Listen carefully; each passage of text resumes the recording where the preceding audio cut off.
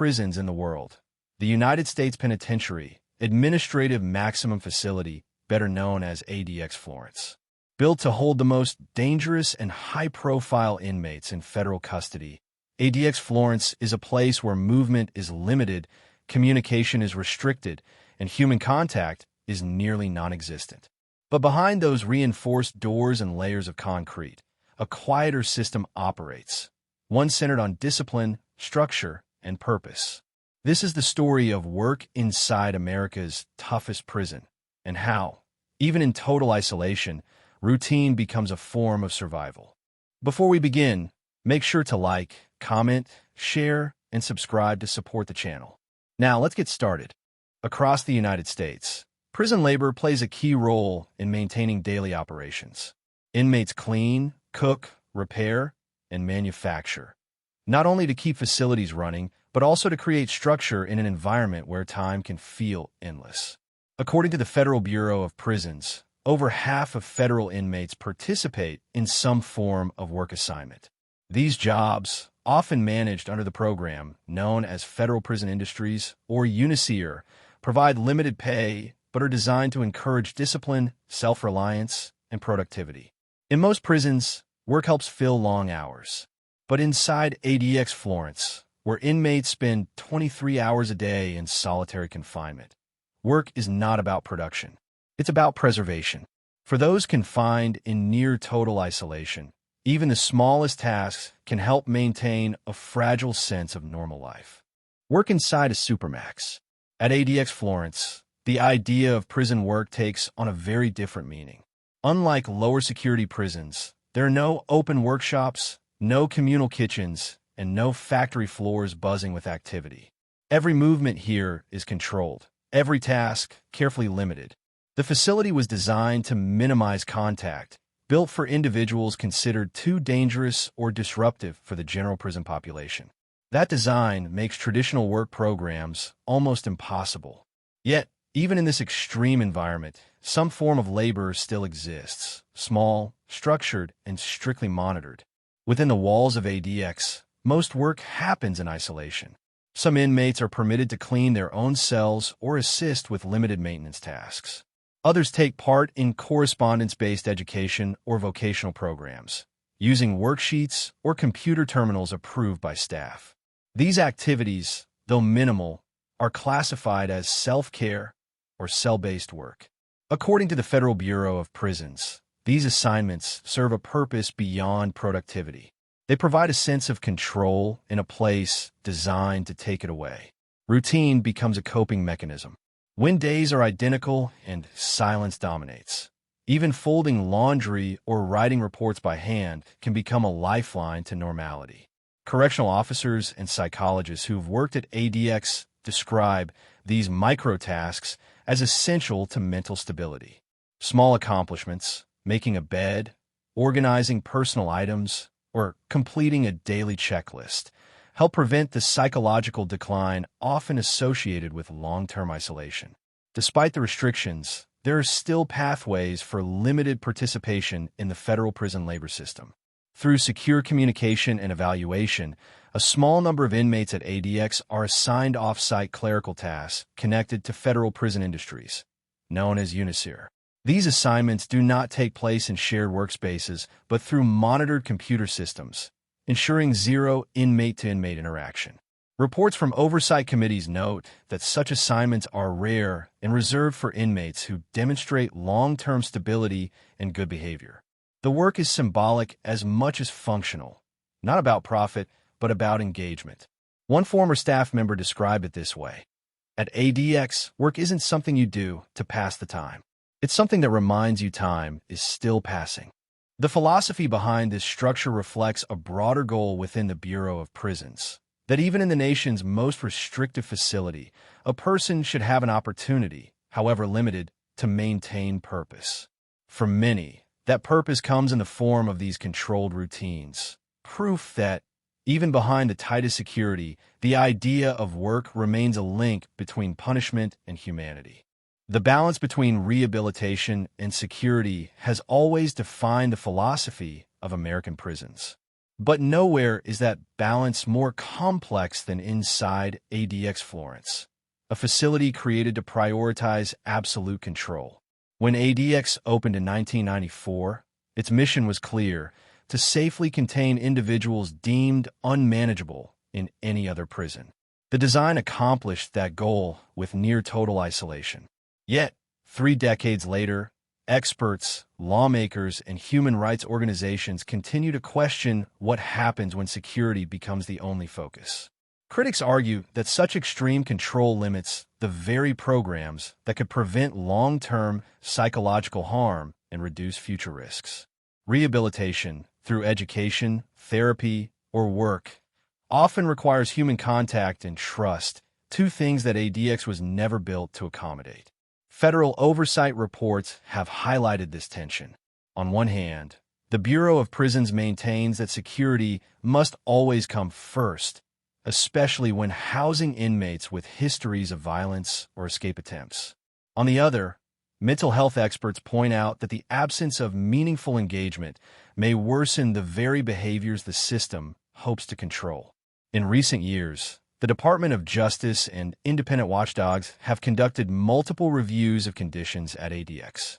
Some findings suggested small improvements: expanded access to correspondence courses, remote therapy sessions, and limited step-down programs that gradually allow inmates to earn more privileges. These reforms signal a cautious attempt to bridge the gap between punishment and rehabilitation. The debate also extends beyond ADX Florence. Across the federal system, policymakers are questioning whether maximum security should mean zero opportunity for personal growth. In testimony before Congress, former correctional officials have described the importance of purpose, noting that structured work and education not only reduce idleness, but also contribute to institutional safety. Even within ADX, some officials quietly agree. While strict isolation remains central to its design, the presence of limited work and educational programs demonstrates an evolving understanding that complete deprivation may not lead to stability, and that controlled engagement can, paradoxically, enhance security. As one federal report concluded, rehabilitation and security are not opposites. They are interdependent. One sustains order, the other sustains humanity.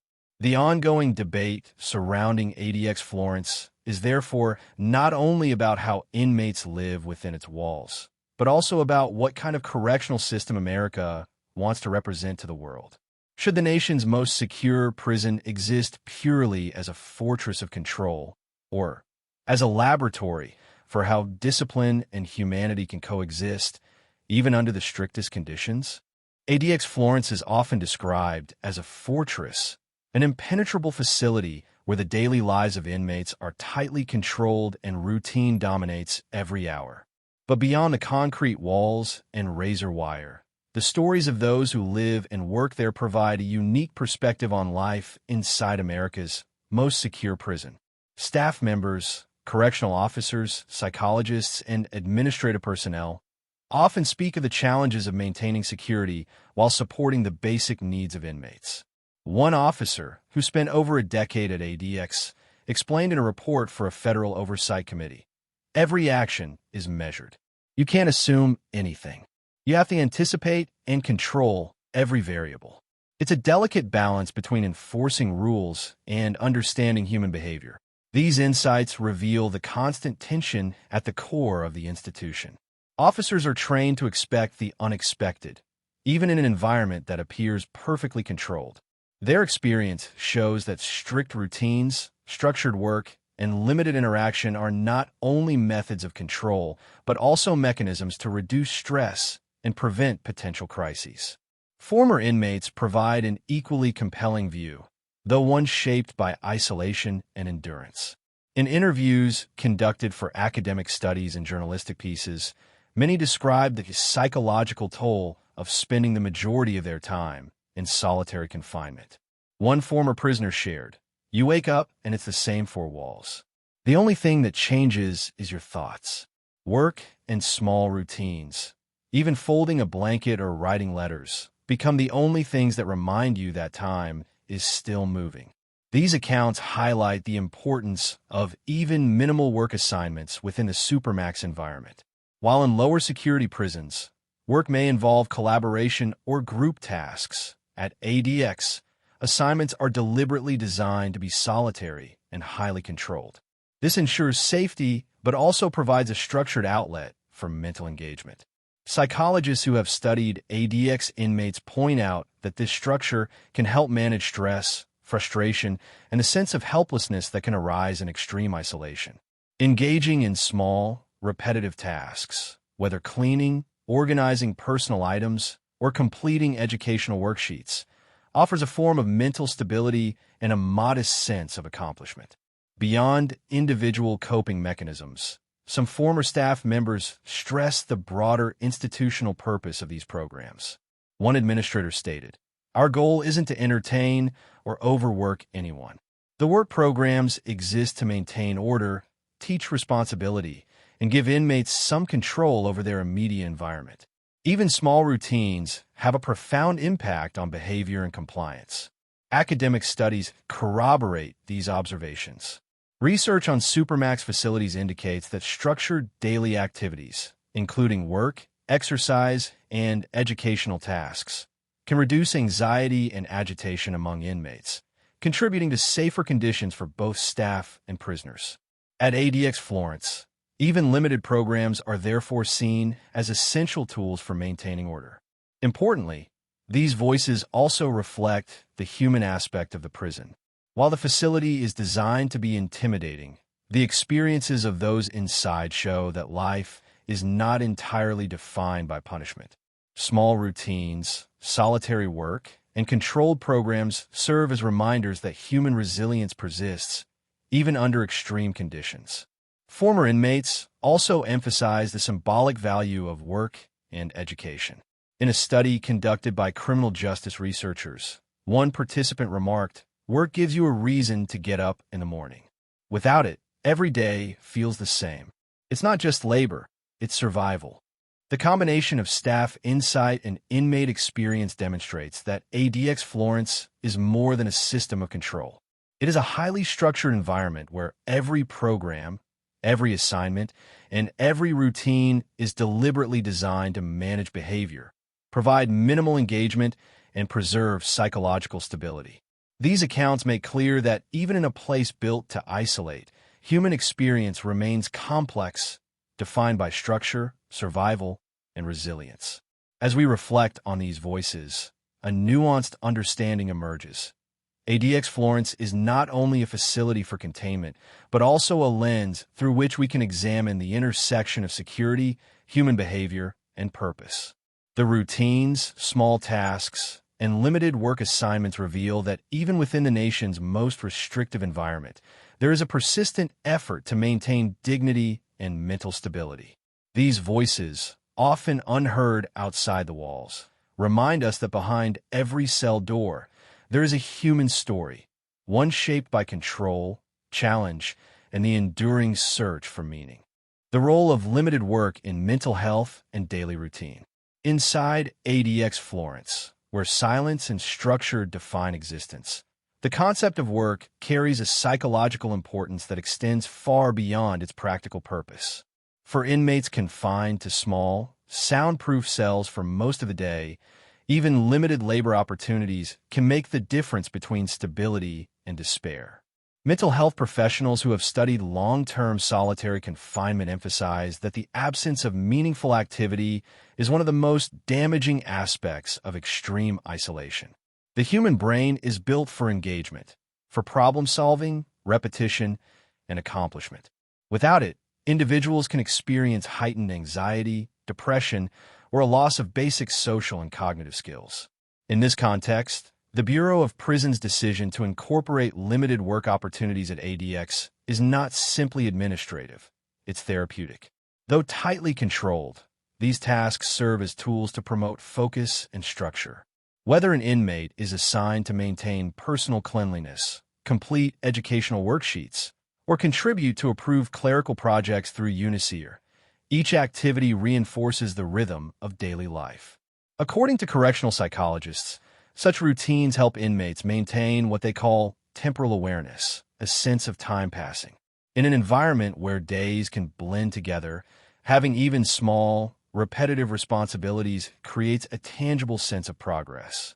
One report by the Federal Bureau of Prisons noted that inmates involved in structured daily activities showed lower rates of disciplinary incidents and fewer requests for crisis intervention.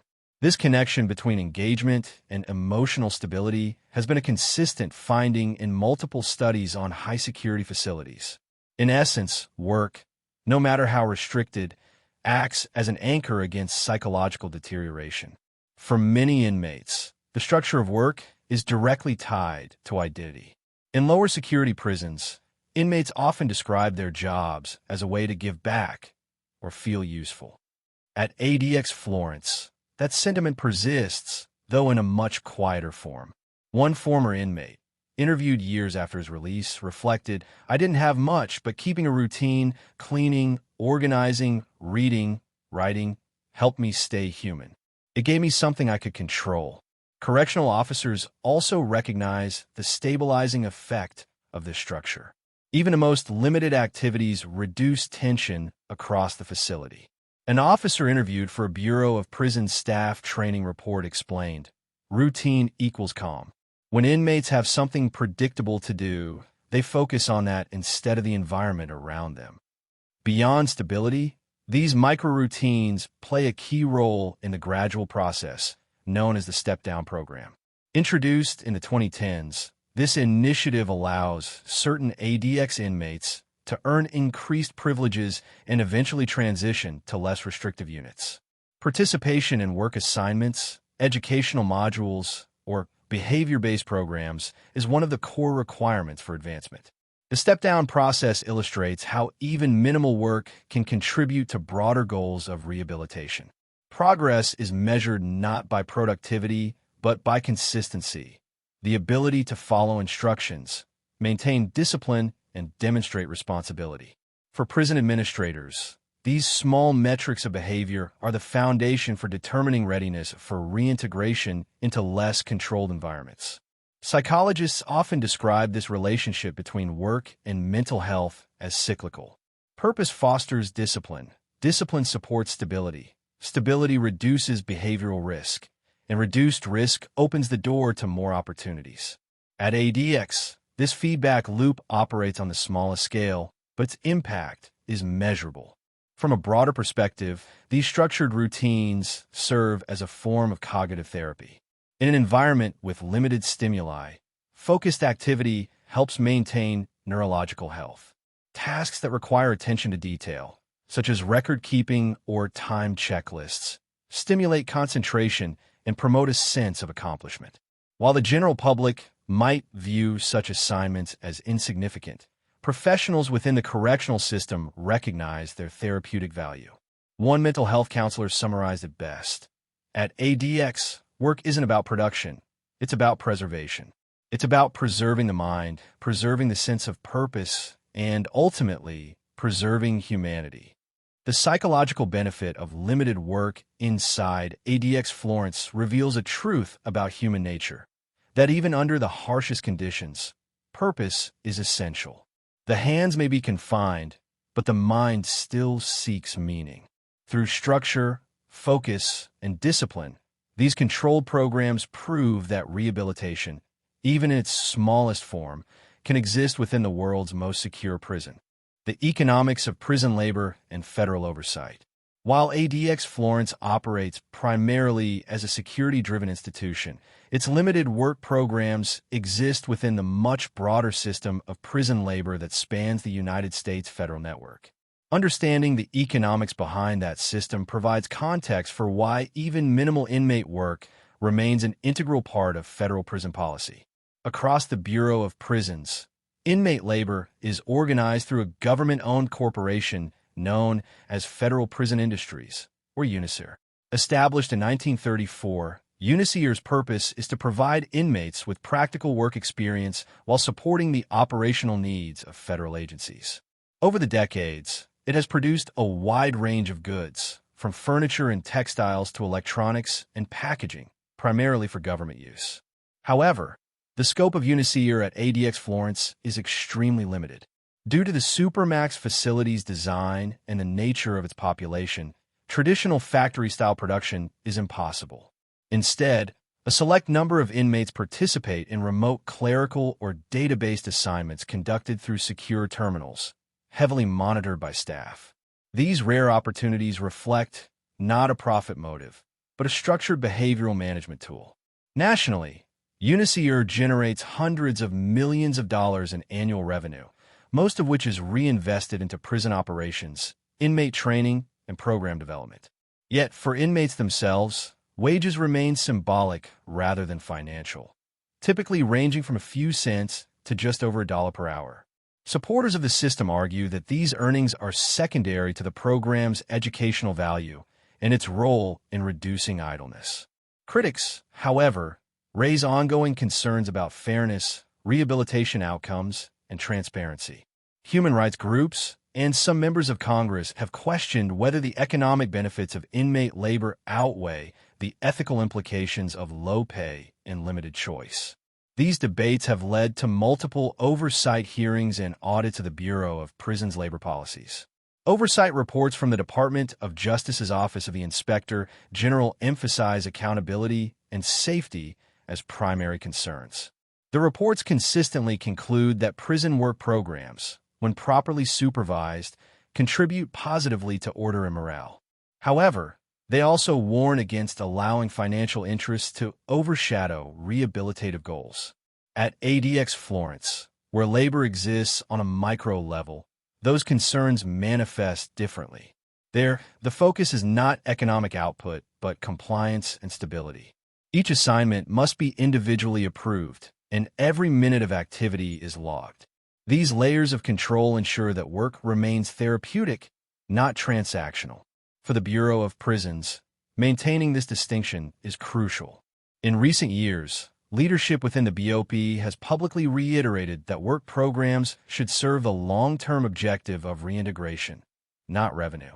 Even within facilities like ADX, the guiding philosophy is that every task, from cell maintenance to remote clerical duties, should prepare individuals for a structured, law-abiding life after release, regardless of their security level. Economists who study correctional systems often describe prison labor as a paradox. It reduces operational costs and provides structure, yet also raises complex ethical questions about fairness and consent. In the context of ADX Florence, the paradox becomes even sharper. A facility designed for near-total isolation still finds value in structured, monitored activity. Transparency is key to addressing these challenges. Federal law requires UNICER to report its financial performance, program outcomes, and safety compliance to Congress annually. These reports include data on production, training completion rates, and disciplinary impacts. At ADX Florence, where participation is rare and symbolic, such documentation ensures oversight and public accountability. In interviews with former Bureau of Prisons administrators, several emphasize that the goal of these programs is not to create profit, but to promote order. One former warden summarized the philosophy clearly. Work isn't about economics here. It's about psychology. It teaches patience, focus, and the idea that effort leads to reward, even in small ways. This perspective underscores a larger truth about the economics of prison labor within Supermax institutions. While money may sustain the programs, purpose sustains the people. And for the individuals inside ADX Florence, the smallest tasks, performed in solitude, carry a value far beyond the balance sheets of federal accounting.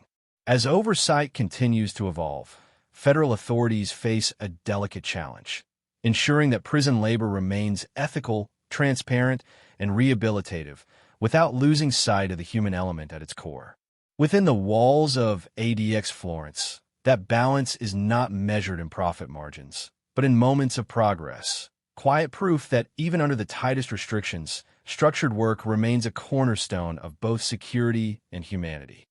For decades, ADX Florence has stood as the ultimate symbol of control in the federal prison system, a place where isolation defines existence and security outweighs all other priorities. But even within this fortress-like environment, a pathway toward reduced restriction exists. It's called the step-down program, a gradual process designed to help certain inmates transition out of the most restrictive conditions into lower security settings. The step-down program was introduced by the Bureau of Prisons in the early 2010s, following growing concern from mental health advocates, oversight committees, and federal judges about the long-term psychological effects of extended solitary confinement. The initiative represented a shift in philosophy, an acknowledgement that stability and rehabilitation can only be achieved through measured engagement, not indefinite isolation. The program operates in several stages, each intended to assess and reward positive behavior. Inmates begin at the highest level of restriction, with limited privileges and minimal contact. Over time, through consistent compliance, participation in assigned activities, and demonstrated emotional control, they can progress to less restrictive units within the facility. Eventually, successful participants may qualify for transfer to other federal prisons with more open environments. Central to this process are structured routines, limited work assignments, and behavioral assessments conducted by psychologists and case managers. Each stage includes small, incremental changes, more out-of-cell time, access to group therapy sessions, or increased opportunities for correspondence-based education. While the adjustments might seem minor, they represent significant progress for individuals who have spent years, sometimes decades, in near-total isolation. According to Bureau of Prisons reports, the step-down program serves both rehabilitative and operational goals. By providing inmates with clear, achievable milestones, it helps reduce institutional tension and promote long-term behavioral stability. Staff benefit as well, since motivated inmates tend to cooperate more and present fewer disciplinary challenges.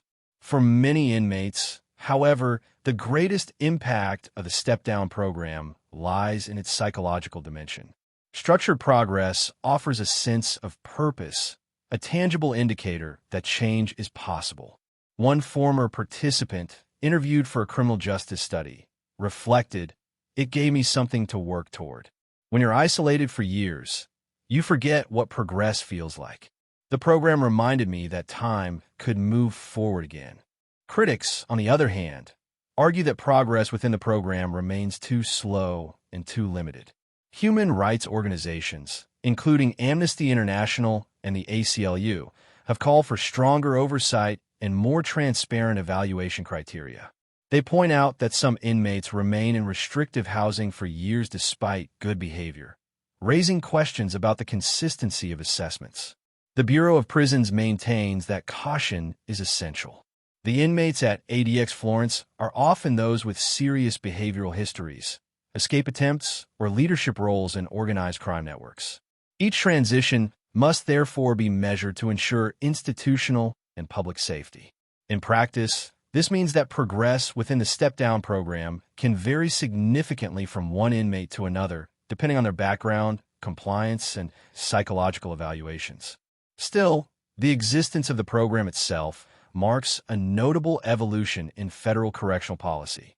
Where ADX Florence was once described purely as a warehouse for the uncontrollable, it now also functions as a testing ground for modern correctional approaches, emphasizing structure, behavioral incentives, and gradual reintegration. Staff members involved in the program describe their work as a balance between security and empathy. One case manager explained in a training interview, "Our job is to make sure safety comes first, but also to recognize progress when it happens." The step-down program gives inmates a reason to try, and that alone changes the atmosphere here. This approach reflects a broader trend in the American correctional system, a slow shift away from the purely punitive model toward one that incorporates behavioral psychology and rehabilitation science. While ADX Florence remains one of the most controlled environments in the world, the presence of a structured path toward change demonstrates that even the strictest institutions can adapt. For those inside, the step-down program represents more than a policy. It's a symbol of hope.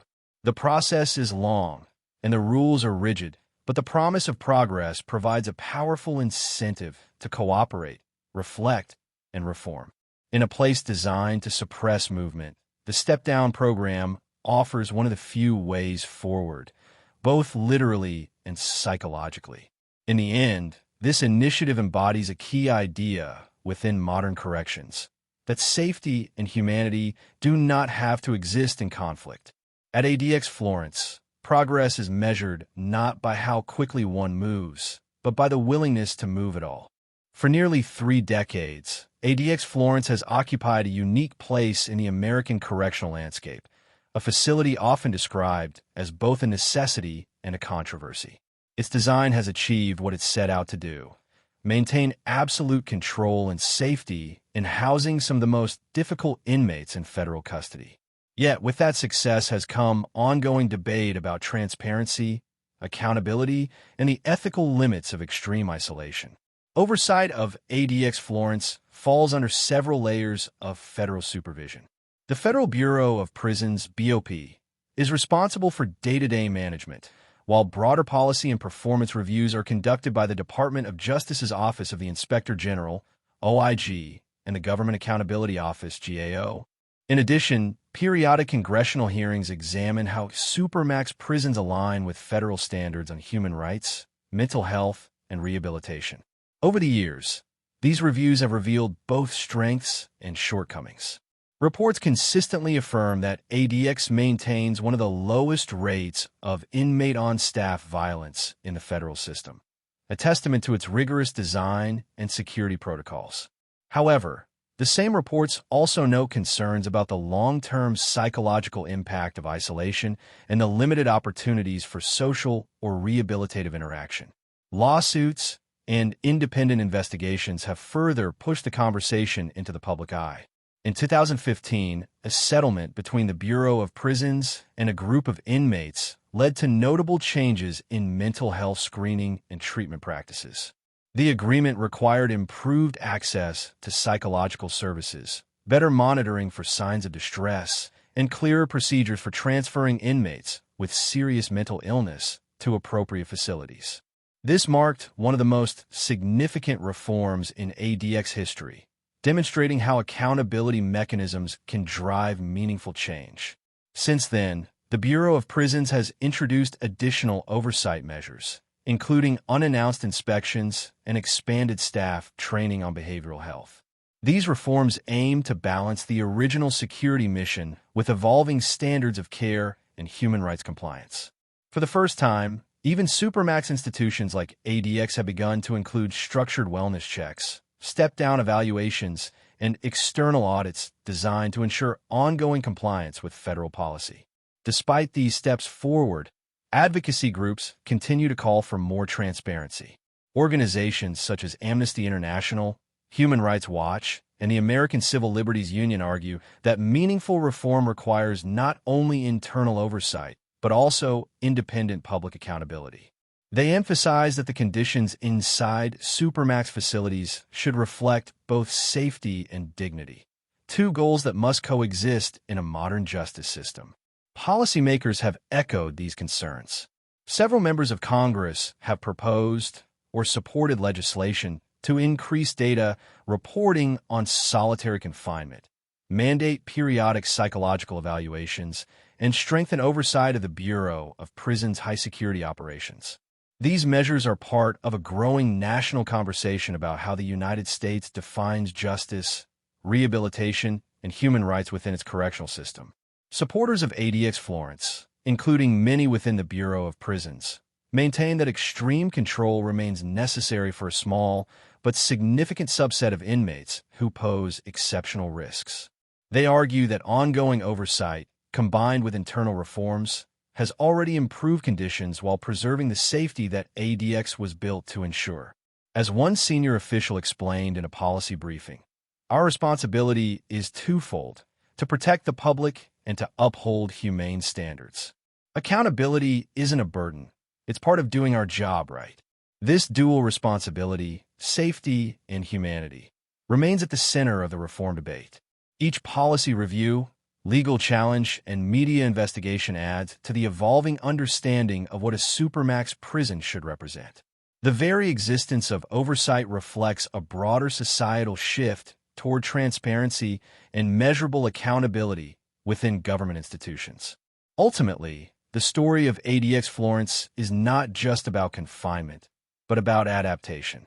It reveals how even the most rigid institutions are influenced by public scrutiny, ethical reflection, and the evolving expectations of justice. While Oversight ensures compliance, calls for reform ensure progress. Together, they form a system of checks and balances that defines modern corrections.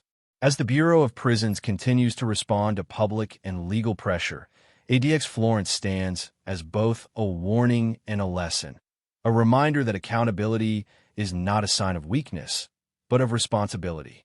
Through continued oversight and transparent reform, the goal remains the same: to maintain safety without surrendering humanity, and to ensure that even behind the strongest walls, the principles of justice remain visible. Few prisons in America capture the public imagination like ADX Florence. Known as the Alcatraz of the Rockies, it has been the subject of countless documentaries, newspaper features, and fictional portrayals. Its reputation sits at the crossroads of fact and legend, part reality, part cultural myth. But how accurate is that image? And what does it reveal about the way society views punishment, security, and justice? Since its opening in 1994, ADX Florence has often been portrayed as the final stop for the nation's most dangerous offenders, a place of absolute isolation and control. Major publications, including the New York Times, the Washington Post, and 60 Minutes, have all profiled the facility, often focusing on its architectural precision and its reputation as the most secure prison in the United States. These portrayals, while dramatic, tend to highlight the physical and psychological challenges of life inside, painting ADX as both a necessary institution and a symbol of American severity. Over time, media coverage has evolved. In the early years, reports emphasized the need for such a facility, especially after incidents involving high-risk inmates at other federal prisons. Later coverage, however, began to explore deeper questions. What are the long-term effects of isolation? How does confinement shape human behavior? And does extreme security come at the expense of rehabilitation? Documentaries and investigative pieces have presented contrasting perspectives. Some journalists describe ADX as an engineering marvel, built to prevent violence and ensure safety for both inmates and staff. Others highlight the emotional toll of its environment, citing interviews with family members, former staff, and legal experts who question whether such isolation aligns with the nation's evolving standards of human rights. Pop culture has played a major role in shaping public perception as well. Movies, television shows, and novels frequently depict ADX Florence as a mysterious fortress where the most infamous inmates are sent to disappear. These portrayals often blur the line between reality and fiction, emphasizing drama over documentation.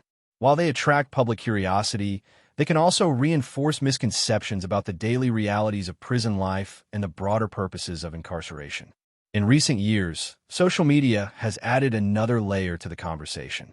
Short-form videos, podcasts, and online documentaries have made information about ADX more accessible than ever before. Audiences are increasingly exposed to both official data and first-hand accounts, creating a more nuanced understanding of what the facility represents. The internet has allowed advocacy groups, journalists, and even former inmates to share perspectives that once remained behind closed doors.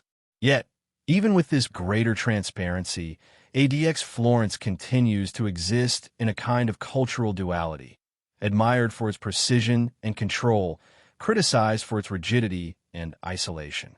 For some Americans, the prison stands as a necessary deterrent, a reminder of accountability for those who endanger others.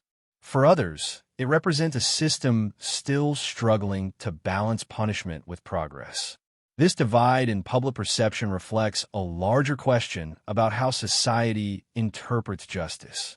When people imagine ADX, they often picture walls, cells, and security systems. But beyond the physical structure lies an ongoing debate about purpose, whether incarceration is meant primarily to contain or to correct. The portrayal of ADX Florence in the media has, intentionally or not, helped shape that national conversation. Interestingly, within the community of Florence, Colorado, the local perspective is far less sensational. For residents, the complex is part of the regional economy, one of several correctional facilities that provide stable employment and federal investment in the area. Local coverage often focuses less on controversy and more on logistics, staffing, security upgrades, and federal policy changes.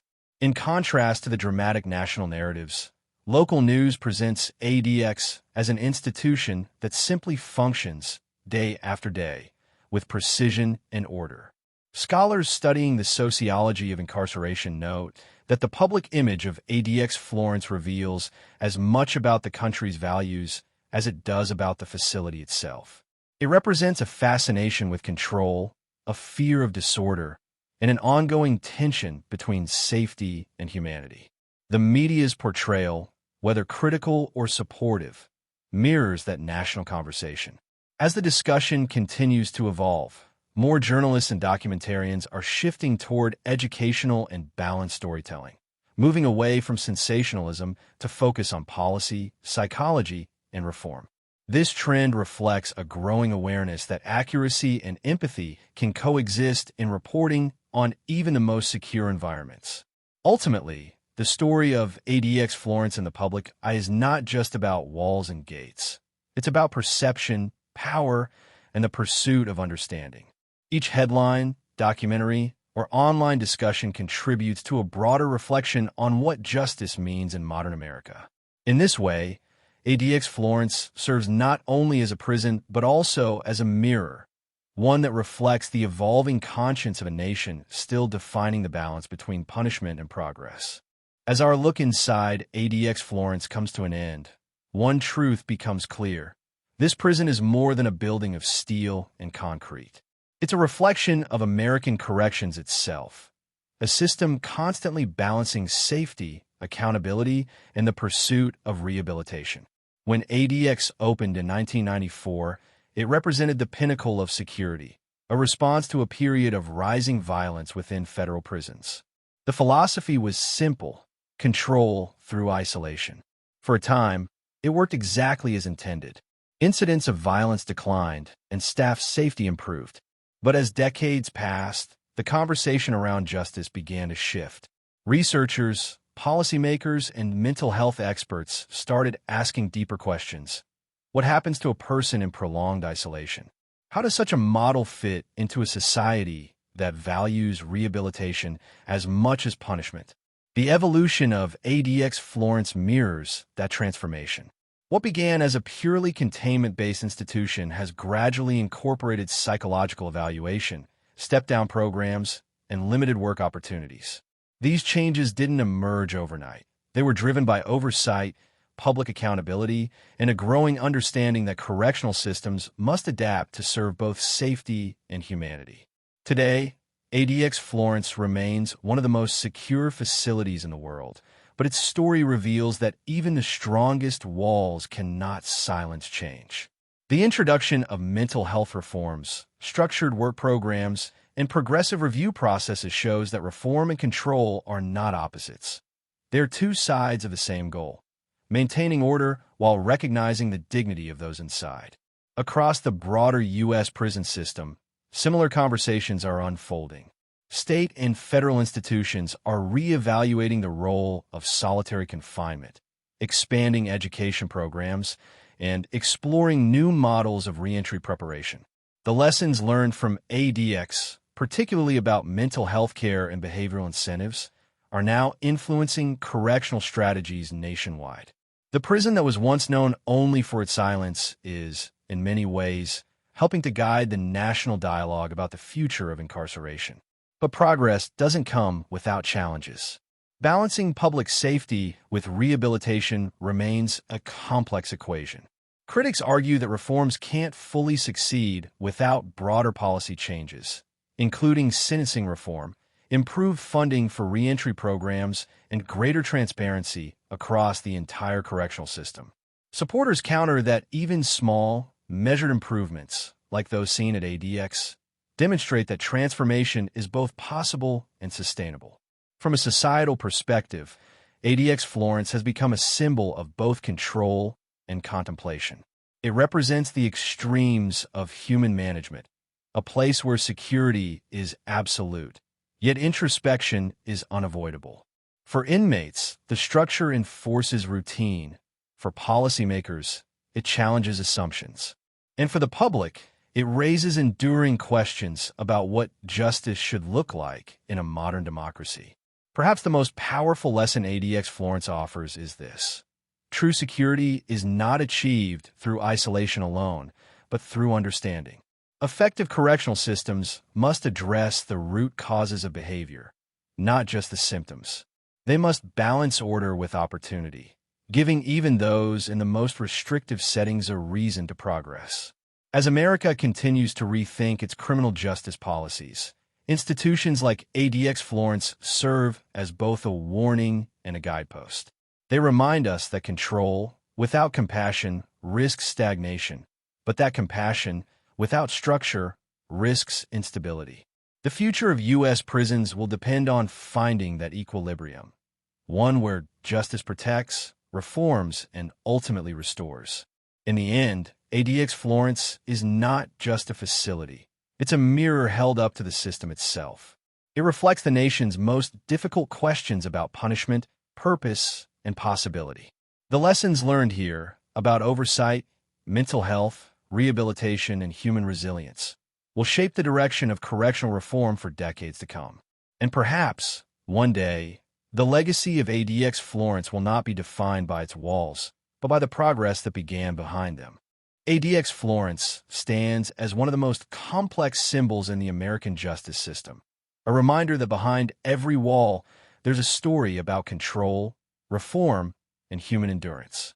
If you found this documentary insightful, make sure to like this video, subscribe to the channel, and turn on notifications so you don't miss the next episode in our series exploring life inside the U.S. prison system.